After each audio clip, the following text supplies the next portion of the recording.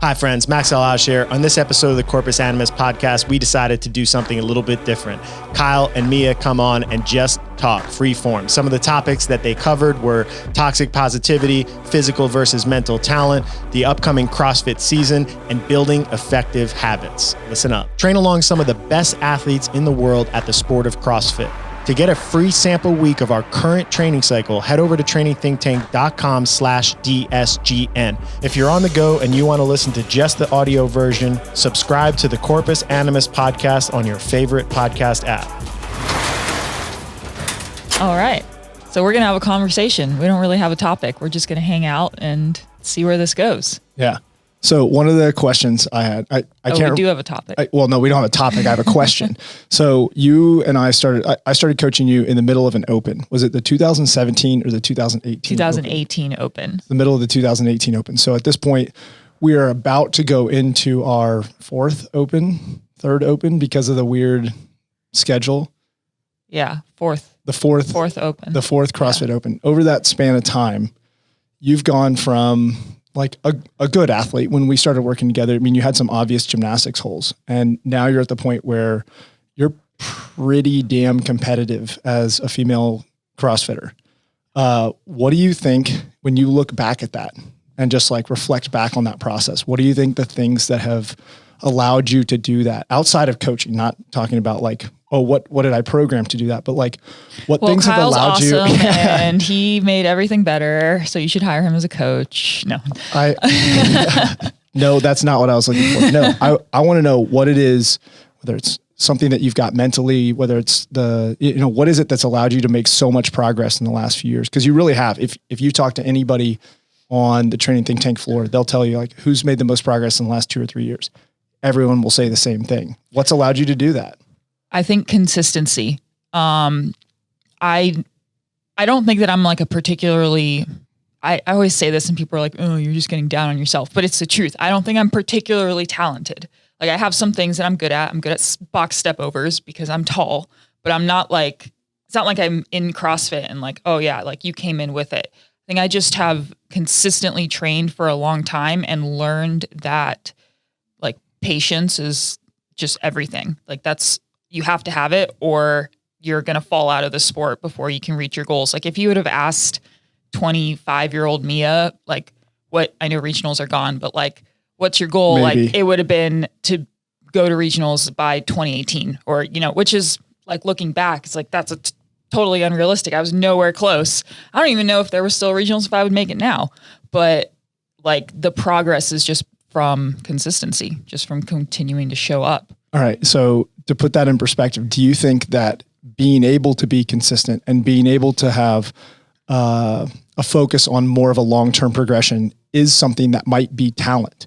Like, couldn't that be one component of talent? So when you say, I don't feel like I'm a particularly talented athlete, what you're really saying is like, you don't feel like you have any like physical gifts that set you apart that make you just like an incredible athlete. But I've always believed that, the mind and the body are two sides of the same coin, and that being able to hold yourself accountable and take ownership and like continue to put yourself through the ringer on a consistent basis might be one of the things that is a piece of talent. Mm-hmm. I've never really thought of talent as anything outside of physical. That's interesting.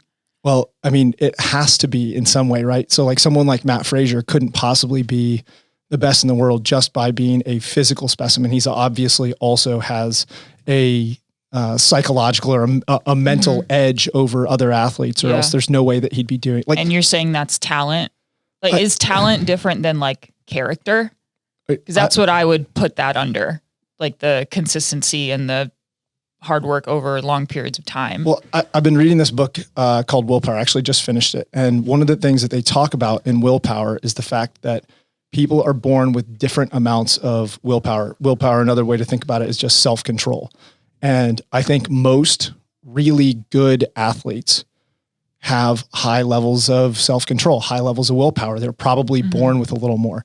And you probably are one of those people that was born with more willpower, more self-control, or a better ability to hold yourself accountable to the goals and tasks that you want to achieve, regardless of the physical component. So wouldn't that be, if we look at talent as something that's like, you can't really change about yourself. It's something that you were born with. Then wouldn't that fall under the guise of talent? Character is something that can be developed in my mind. Like you know, I'm raising children right now, and I'm hoping that I'm instilling values that lead to good character. But I also can't change like some of the innate things, the innate tendencies that they were born with. Right. So you're saying that willpower, you have it or you don't have it type of thing? It can be developed, but I think people are born with different levels of willpower.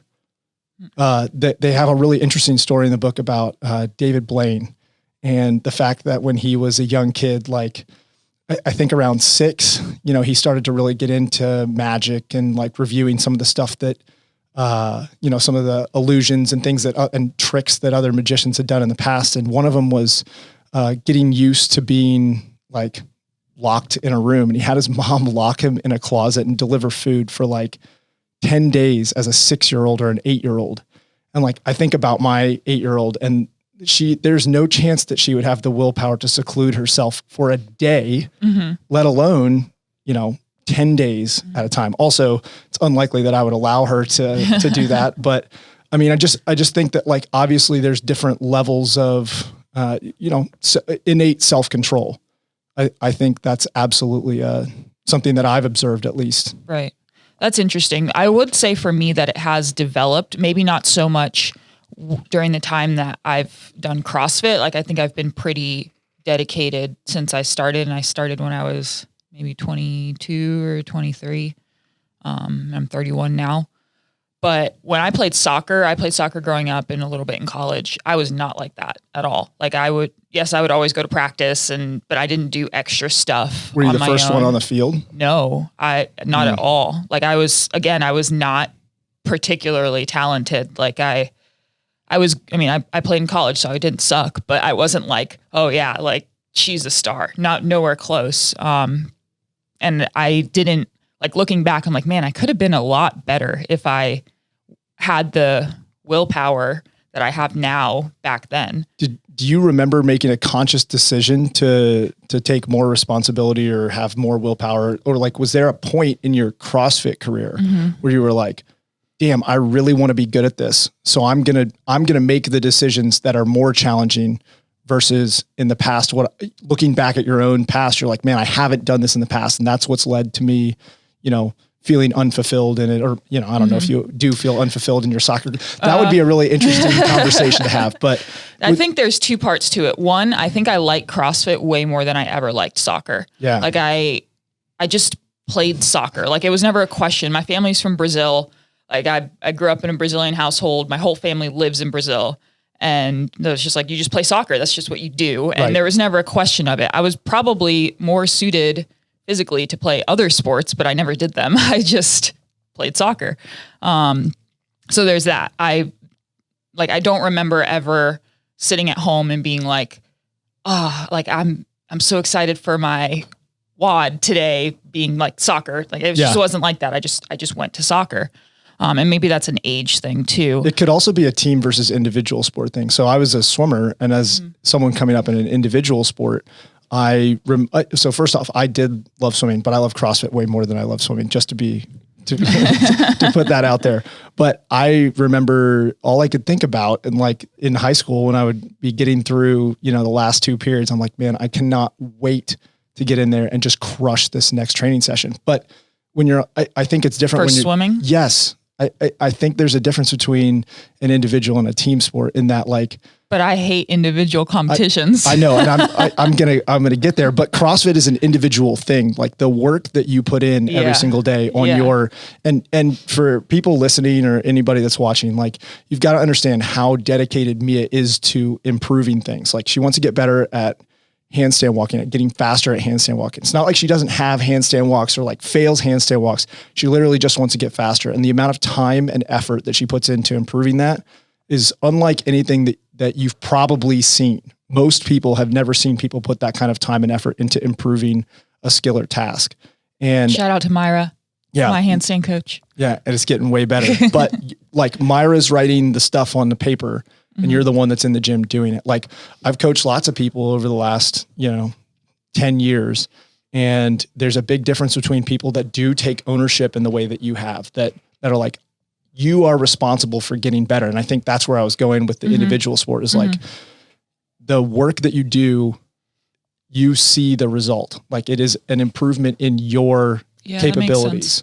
And it gives you I think it gives you a bigger sense of ownership. So I remember being, going through high school. And it's like, man, I cannot wait to go train. Cause I want to get better. I want to win. I want to be able to do things that I can't do right now versus in a team sport. It's like, there's still motivation. Like you want to support your team and things like that, but like, you're not necessarily seeing your own improvement in the same way. And so maybe that's part of the reason that you feel that way. Yeah. I've never thought about that. I think, and then the second thing I was going to say is when I started doing CrossFit, it was a time in my life when I had like a crisis of purpose. And I'm sure everyone goes through this at some point. For me, it was like my early to mid 20s where I was like out of college. So like school was done, soccer was done. You go your whole life, you go to school so you can go to college, so you can get a good job, so you can be happy. And then I was like, I'm not happy. I don't like my job. I don't know what I want to do. What was your job at that time? I thought I wanted to be a lawyer. So out of college, I worked at a law firm, and it wasn't awful, but it was definitely like, this is not what I want to do for the rest of my life. And I definitely have the personality where like, if I'm in a situation and it doesn't seem like it's like my purpose, I'm like, gotta get out, gotta fix it. Like, what can I do? I can't just sit here and like be patient. Which is funny because I just talked about how patient I am. Well, not only that, but it's funny you say that you wanted to be a lawyer, knowing how much you love conflict. Confrontation. Yeah, there's a lot of, you can do a lot of, I didn't know myself very well at 22. Let's just say that. But anyways, that's when I started CrossFit, and it was like something that I could be really passionate and excited about. And it was like what I clung to every day. Like, all right, well, I'm going to finish this day and then I'm going to go do this. And like, that's the thing that excited me. So that probably led into like more willpower, more, just like putting more time into it, because it was like, I was like grasping for purpose. And I mean, it kind of worked out because now this is my job. So, but like maybe that helped the development of willpower within this sport compared to sports that I've done in the past. Well, yeah, you realize that outside of this world that, there's a lot of things that you probably don't want to do, like being a lawyer, for example. No, I think that's really interesting. So, we started off talking about like, how did you make so much progress? And one of the big things we touched on is willpower. But I think the other thing that, I kind of just touch on this is like, you've had a very clear reason or thing that you need to get better at in the sport. It's been as your coach, it's been very easy to get you better at the sport, because it was like, all right, what does Mia need to get better at? Well, we need to get better at bar muscle ups and muscle ups first. And it wasn't very hard to sell you on that, right? It was like, all right, we're going to start training muscle ups and bar muscle ups. And we created some progressions, but it wasn't like you didn't have them. You could do bar muscle ups, you could do ring muscle ups, you refined technique a little bit, but then it was just about you going and doing an immense amount of work on those. You happen to also be really resilient in that you're doing some sort of bar or hanging gymnastics almost every single day, whereas most athletes that I coach cannot do that. Their shoulders are not resilient enough. Do you think that, I know you've had a shoulder injury in the past, do you think that there's some sort of, like you have some sort of resilience now that you didn't have? What's allowed you to do so much? I think that I have, so I tore my labrum like right when I started CrossFit. It was 13.1, which was that snatch ladder with the burpees in there. And at the time my max snatch was, I don't even know, 90 pounds maybe. And I got to the 100-pound bar and tried to snatch it and tore my labrum. So that was my first open. And then you were like, man, I can't wait to do more of this. I don't know. I as soon as it happened, I was like, all right, let's fix this and then go back. And it was a long process because at first I didn't have surgery right away. I went through physical therapy and then got back into training, and then my shoulder dislocated again. And then they were like, okay, well now you have to have surgery. So it was like a 2-year process before I could actually like train and try to be competitive again. But I think that partially because of that, and then I think I've just always had a good awareness of like the difference between something hurts versus I'm hurt. And like, I tell you all the time, like, hey, like my shoulder's twinged a little bit. I'm going to change this, but I'm going to try it again in a few days. Like I try to make sure that I don't like get scared of movements or like back away too much, but I do listen. I definitely listen to my body. And if something hurts, I'm not like, oh, well, I have to do my muscle ups today or else everything's going to be ruined. It's like, well, no, I could do my muscle ups on Friday. Well, it's funny that you say that. So yesterday I was doing a coaching consult, and one of the things we were talking about injuries and, preventing injuries, how to navigate and things like that. And one of the things that I said is that in this sport, in the sport of CrossFit at high levels of the sport, that learning to navigate injuries, not just work around them in the gym, but also navigate them psychologically, mentally is a huge factor for success. And what you just said is, okay, I tweak my shoulder, but I'm not going to avoid, I'm going to come back and touch this again in just a couple of days. As soon as I feel confident, I'm going to come back so that I'm not afraid. That right there for people that are listening, that are looking for like takeaways, like that's a huge takeaway in navigating injury. You're not saying that you're never, so when I said you're resilient, I didn't say that you never have a tweak or anything like that. I probably always have a tweak. Like I was talking to someone the other day, I was like, yeah, I turned 30 and now like there's just always a tweak. Like it's not something bad, but yeah, wait till you're 35. I can't wait. I've got a pec that doesn't feel very good from a muscle up workout we did yesterday. My neck from handstand pushups on Monday. Your hamstring from a cartwheel. Hamstring from a cartwheel. My hip from a snatch before MFC. I mean, I got like all these little tweaks, but at the same time, but you're still training. But I'm still training. Yeah. I'm able to navigate around it. In fact, I hurt my pec somehow turning over a muscle up yesterday. And by last night, I was already in the garage gym doing isometrics, some eccentrics, playing around with movements to figure out like, what can I do right now? How am I going to be able to work around this? Instead of what is the typical response to getting an injury, which is like,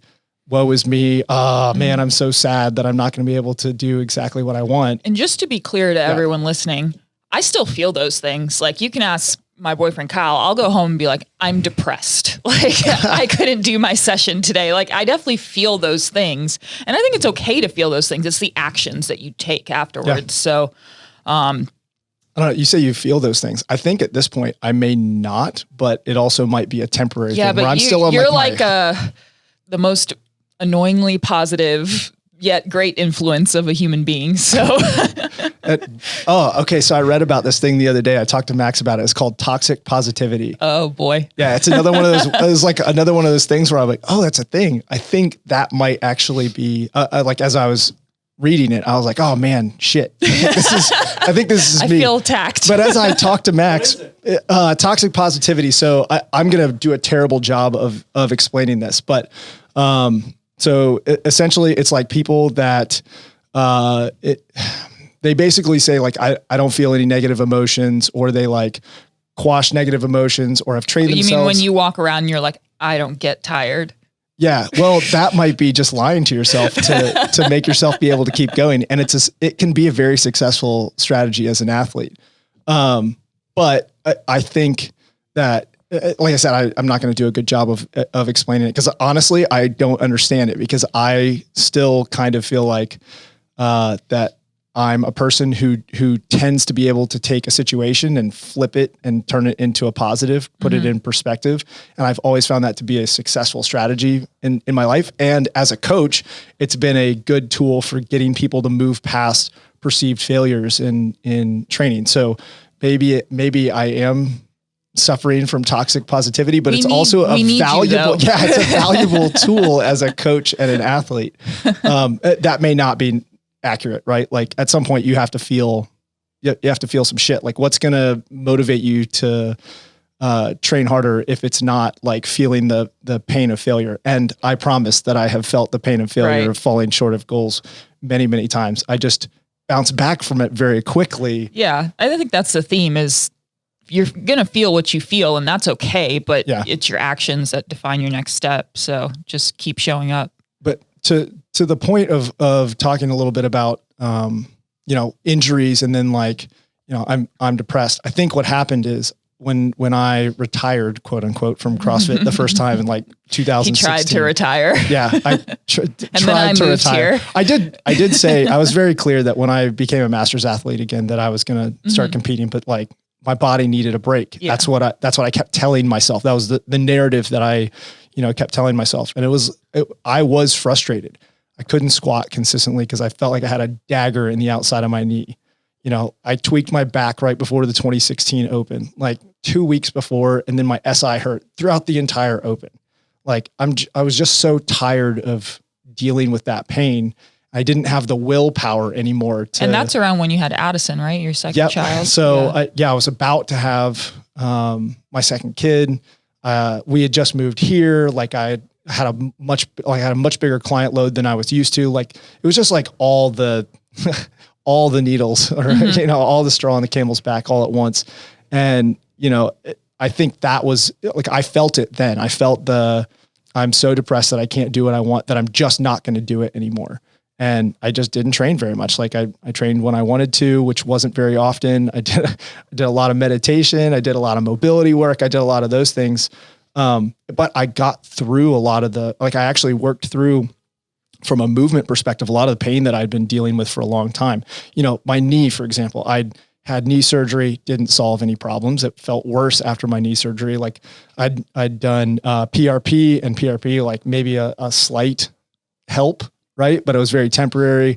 I'd seen, like numerous PTs and tried to go through all these different things, and nothing helped. Mm-hmm. So I just felt like I was at a loss. But it was when I decided to retire, quote unquote, right, from CrossFit, that I started to take ownership of dealing with my knee pain, where my new strategy was, okay, I know I can't squat right now, but what I'm going to do is I'm going to try and get myself to the point where I can bend my knee all the way. Every day, I just want to get to the point where I can bend my knee all the way. And if I can do that, eventually maybe I'll be able to squat again. And it was when I finally started taking ownership for doing the things that I needed to do to get myself out of pain, that I got out of pain. And then once I was out of pain, then things just kind of started to snowball, where it was like, oh man, I can squat again. Like this feels really good. I'm going to go through a squat cycle. And like, okay, I got through a squat cycle and I didn't hurt. My knees still feel fine. Like I should keep going a little bit. But so were those things that you didn't do before in CrossFit, the things you say you took ownership over?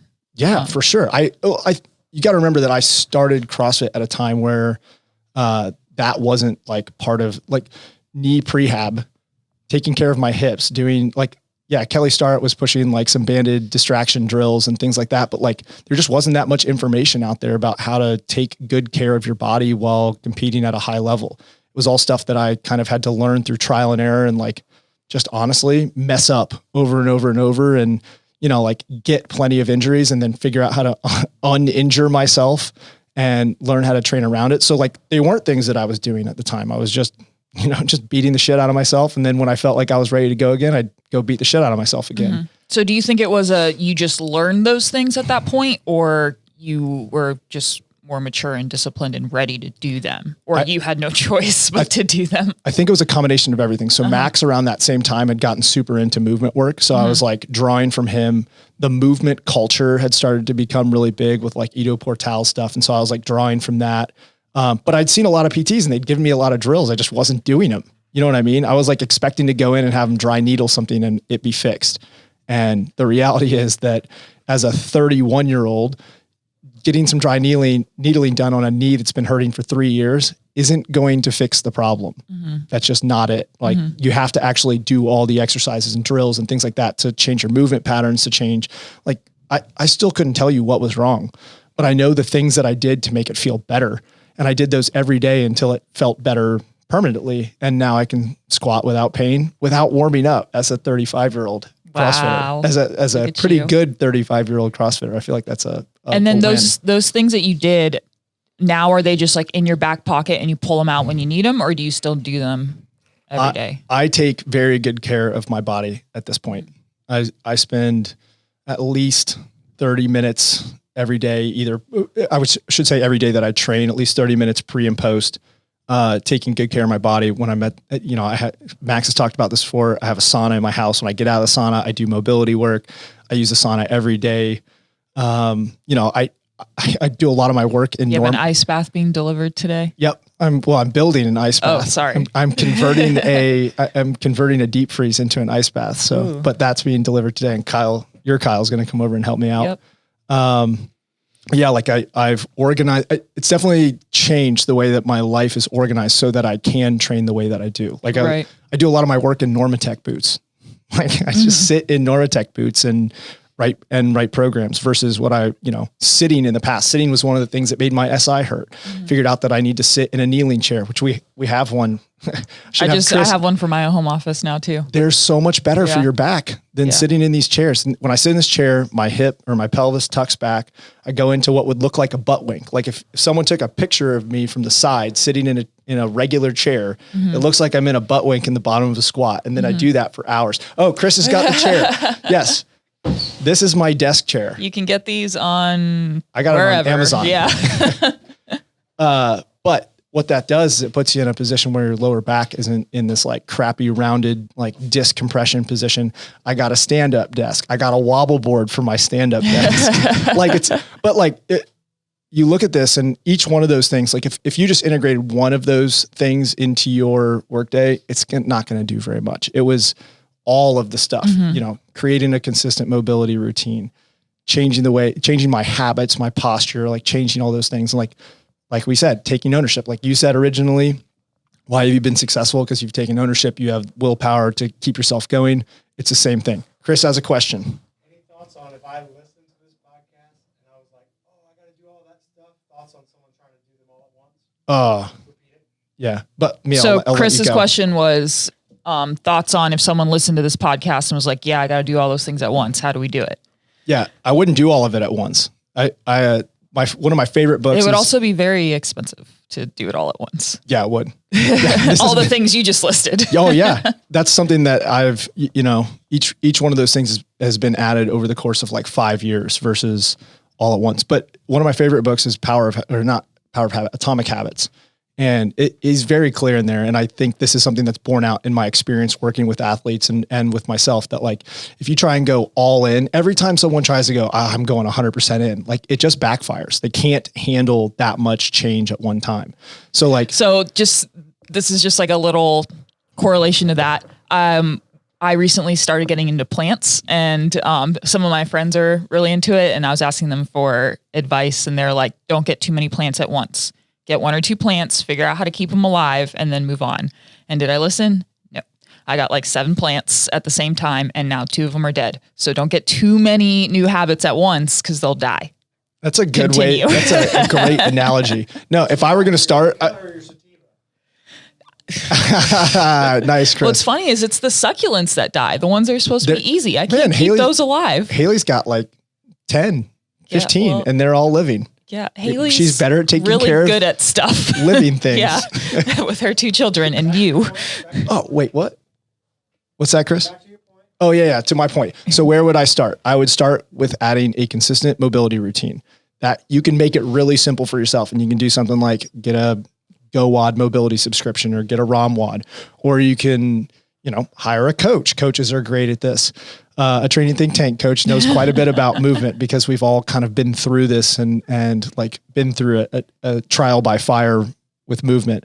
That would be a good starting point. It's just creating a consistent routine where you're doing, taking care of yourself before and after your workouts, warming up, cooling down. If you look at the best athletes in the world, and I literally mean the best, not the best athlete in your gym, the best athletes in the world, none of them go into a workout without warming up. It's just not something they would ever do because longevity would not exist for them. And they're trying to create a career out of this. So if you're trying to do CrossFit for a long time, you're trying to compete for a long time, or you're even just trying to keep your body healthy for a long time, warm up and cool down are probably the first place that I would start. Then add your consistent mobility routine. Sauna, I love it. I don't know if I'm still not sure if it's placebo or not, but I continue to use it every day and I feel like I recover really well. When tweaked my pec yesterday, I did the sauna last night, did some stretching and a little mobility when I was in the sauna. When I got out, wow, it felt a lot better. Still feels better today. See? Yeah. So, add those things. Ice baths, I hate ice baths. So what I needed to do to make the habit easier for me was to create a way to do it as easily as possible, because here's what I wasn't going to do. I wasn't going to drive to the grocery store, buy, 20 pounds of ice, bring it back, fill up the tub, do that. Like, I just wasn't going to do it. It was the barrier to entry was too high for me to do it consistently. So I was like, you know what? This is something that I want to explore, that I want to see if it's going to be something that would help me. So maybe I might recommend for my athletes in the future, but I'm not going to recommend it without trying it first. So what I did is I lowered the barrier to entry as much as possible. I'm going to build myself a freezer tub that I'm going to stick myself in as consistently as possible and see if there's any benefit for consistent cold water exposure. And I think that's the key to most habits, is like lower the barrier of entry. You want to create a consistent mobility routine. Well, what I did is I put my foam roller right next to my bed. I put my yoga mat right next to my bed. And then I would just do my mobility routine before I went to bed. And I stuck with it. I stuck with it for like 2 weeks. And then, after 2 weeks, it's pretty much a habit, something that you do all the time. Take my foam roller with me when I travel. I go through my whole routine almost every single day. And maybe that's a good way to look at it, is like start with one habit and earn your next one. So if the first one is, like you said, warming up and cooling down, say, give yourself 2 weeks or 4 weeks. And, I need to warm up and cool down after every training session, and set a parameter. Like maybe that's 10 minutes before, 10 minutes after, and then like set a clock and just do it. And then when you complete that month, then you can earn your next one or earn your next plant.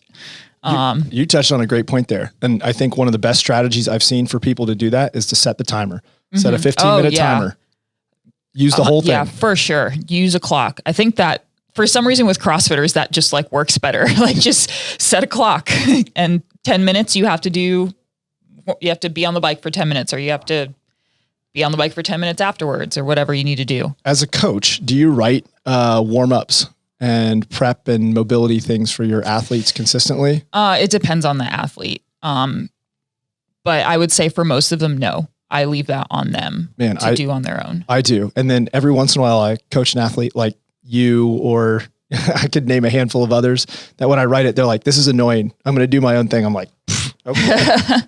All right. Yeah. I look at it as like, what I want to be as a coach is someone to help you get better at the things you can't get better at on your own. And I don't like to do a lot of hand holding. And I actually had a conversation with one of my on-site athletes the other day. She's like, yeah, you're like supportive, but not too supportive. And I kind of like that. And I was like, I think that's a way to like, I think that's a compliment, but also it's like, I don't want to baby you. And not saying that writing someone warm-ups and cool downs is babying, but I think for most people, like learning to do that on your own is important. Yeah. And if you become too dependent on someone holding your hand, then I don't know, I think it takes away a little bit from like your own willpower, you know? No, I think the way I look at it is when someone starts with me, I'm going to write warm-ups for them. I'm going to write mobility work for them. I take them through a really extensive assessment. So I have a pretty good sense of what types of things they need to be doing, but that's just to teach them what to do and to get them in the habit of doing it. Since we're on the topic of habits, like if you get people and they get in the habit of doing, these 5 drills as part of their warm-up every day, well, then when it stops getting written in the workout, I don't think they're going to stop. Like that's just how they get ready to train. Right. That's the approach I take. Like if someone has a movement issue or they tell me, they ask for advice for something, and then I give it to them and I say, hey, you need to do this 3 times a week. But I'm not going to tell you every week for the rest of your life that you need to do this 3 times a week. I'm telling you now, and it's your responsibility as an adult and as an athlete, really, if you want to continue to develop as an athlete, to do that without someone reminding you every day. So I've coached some really high level CrossFitters, and I can tell you one of the things that I have observed is a difference between someone who can make it to the highest levels of the sport and someone who doesn't. Someone who makes it to the highest levels, I say, hey, before you're training every day, I need you to do this thing, but whatever it might be. Knee over toe split squats because you need to improve your deep knee flexion, or, 10 minutes of mindfulness meditation, or whatever it might be. I tell them one time, I say, do this every day or do this 3 days a week.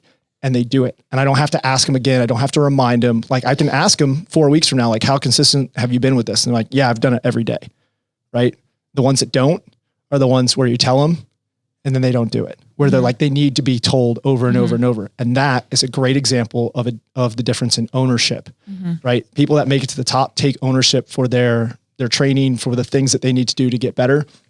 And the ones that don't, expect to be spoon-fed and handheld all the way to the top. And you're not going to get spoon-fed or handheld all the way to the top of a sport like CrossFit. Yeah.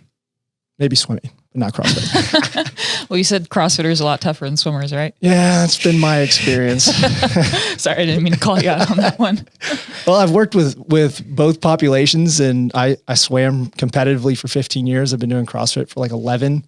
And all the CrossFitters I've met are way tougher. Do you think it's age too, though? I think about that all the time. Like, I know we kind of touched on this, but like, I'm just so much tougher as an adult as I was as a teenager. And I don't think is that the case for everybody? If you were to go back and tell your teenage self that, how offended would your teenage self be? I don't think I would have been that offended. I think I'd been like, yeah, you're right. No, there's no way. My 17-year-old self would have been like, no way you can get any tougher than you are right now. And I'm like, no. I promise I'm way tougher than you are. You're so soft. So now that you're a healthy, are you 35, 36? I'm 35 for a little bit longer. 35-year-old squatter and CrossFitter. What you're back Squatter, into competing. I'm living in a house for free. No, well, you were saying that you can squat now. Yes. As opposed to not being able to bend your knee for a few years. What are you up to now in the CrossFit world? Well, I don't know. That's the best answer I can give you. So we know nothing about what the structure of the season is going to be outside of some rumors and like little things that have been released here and there. But I would love to continue to compete as a masters athlete. I would love to continue to compete at a high level on teams with you and whoever else we have on our team. I think that's what I enjoy the most. The two most fun experiences that I've had this past year were competing at Wadapalooza on a team and competing at the Masters Fitness Collective. Because you won. Well, no, not only that, but like my whole family was there. Like it was awesome. Yeah. Right. So if you could construct, like, we don't know what the season's going to be. So you have this blank canvas. If you could construct the perfect season, what would you do? Okay. So we would go, here's my season. Here's my ideal season. I go through the Open, and the Open would be the Masters qualifier, but you have to finish in the top, whatever. And then you go to a Masters sanctional or a live event where the only path to qualify for the Masters CrossFit Games or whatever they end up calling them, the only path forward would be to qualify from a live event, right? So there's no more direct qualification from the Open. So we get people that can run and swim and, do all those things, and they can test more than 6 events. They can test like 10 events across the weekend.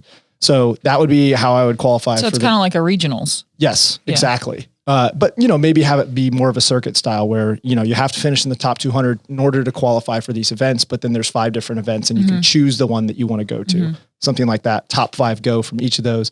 That's 25 athletes per division, which would be more than they've ever taken before. It'd be great, right? That'd be a great path. Then there's a separate qualifier for the teams, and it's actually a team Open. That's just the dream. Yeah. Well, you said ideal. Yeah. Right? No, I'm agreeing with you. Yeah. I also think it makes a ton of sense. Like if it's a team, then test a team. Yeah. In the team Open, all 4 of you have to be at the same place at the same time and do the workouts together, because there's going to be synchro elements. There's going to be,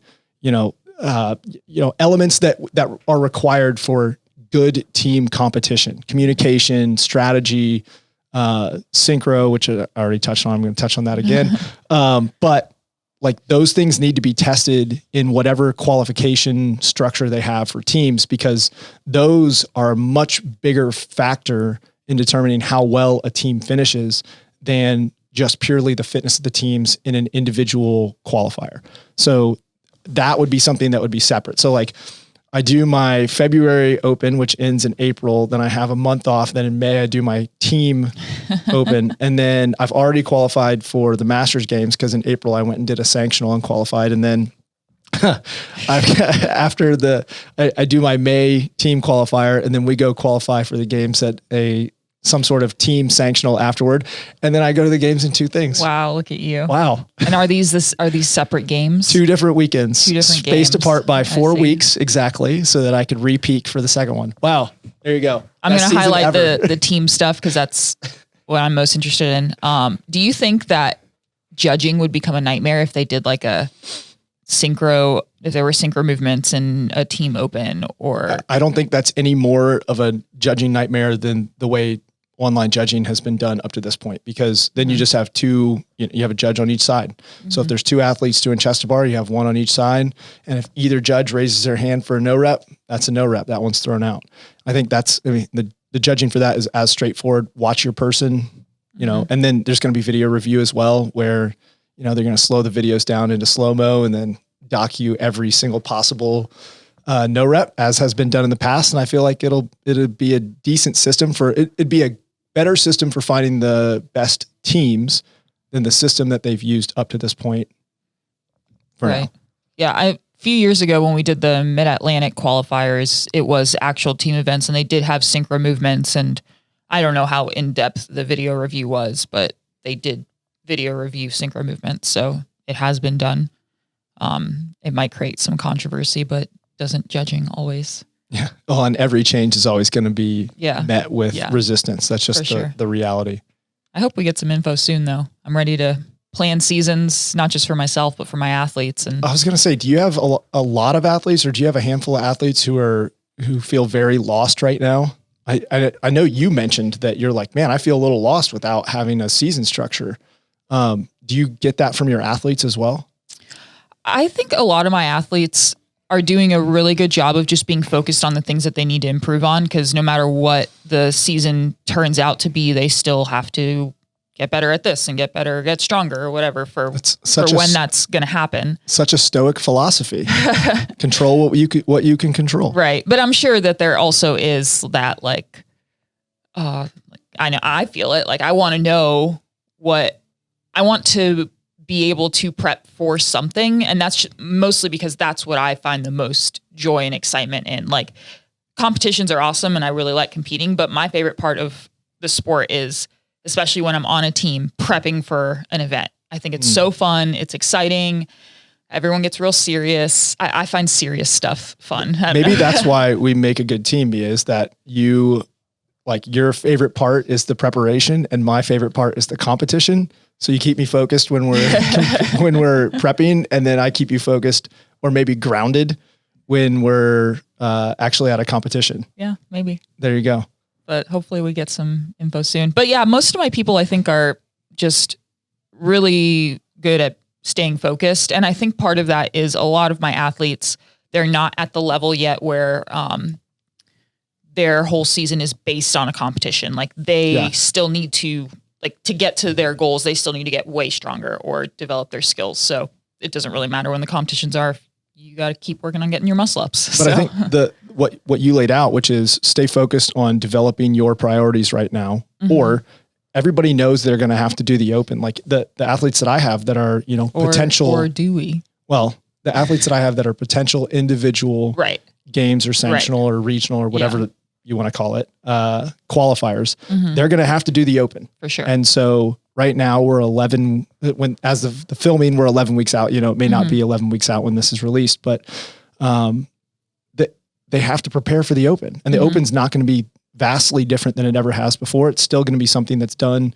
Unless it's all body weight. It's still going to be something that's done like in a gym, in CrossFit gyms, right?